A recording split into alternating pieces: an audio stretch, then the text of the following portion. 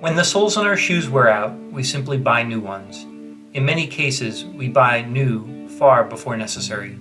If you lived in the 1800s, your shoes would have been very precious, and you would have done anything to protect and have their use extended.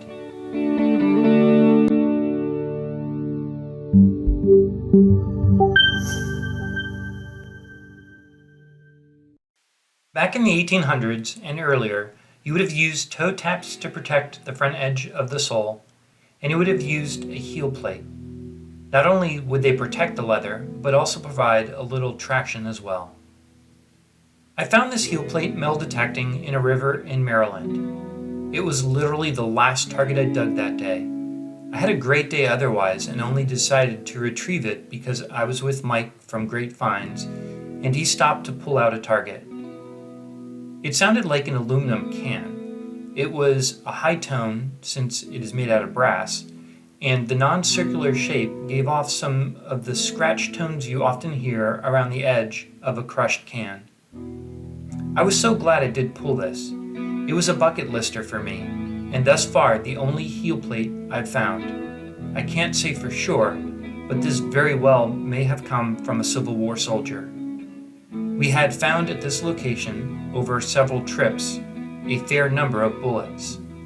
There was Civil War activity here for sure, not only based on what we had found, but the research we had done.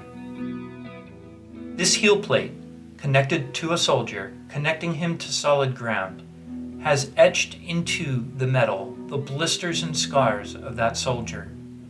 A large part of a soldier's life was marching, moving from one location to another. Often they moved about a dozen miles in a day, sometimes more if retreating or in pursuit.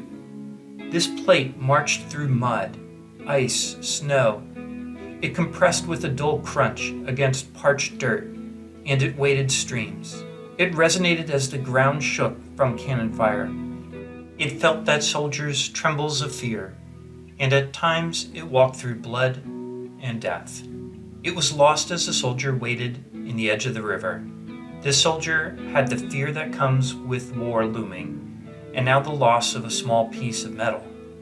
How would he get another? He surely has many miles to march the next day, and with the pending rain, for sure he will slip more easily in the mud. Just why does he have to deal with this extra discomfort? I recently ran a giveaway on my channel in which people submitted finds, and of them, 2 would be selected by a poet street artist, Catalina, who wrote short stories about those items. The one winner, Becky, submitted heel plates as her entry. Here are her plates and the story created by Catalina.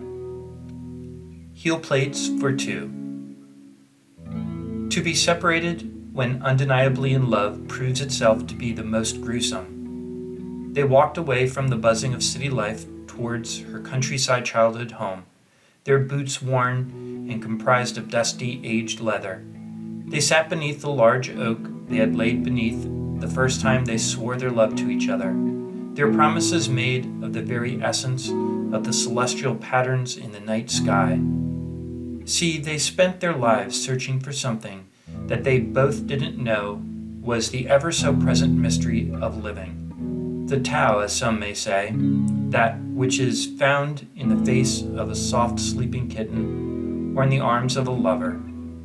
Anyway, they both dug a small hole and each emptied 1 heel plate each, an ode of eternal promise, of frozen time, the only guarantee they both knew for sure.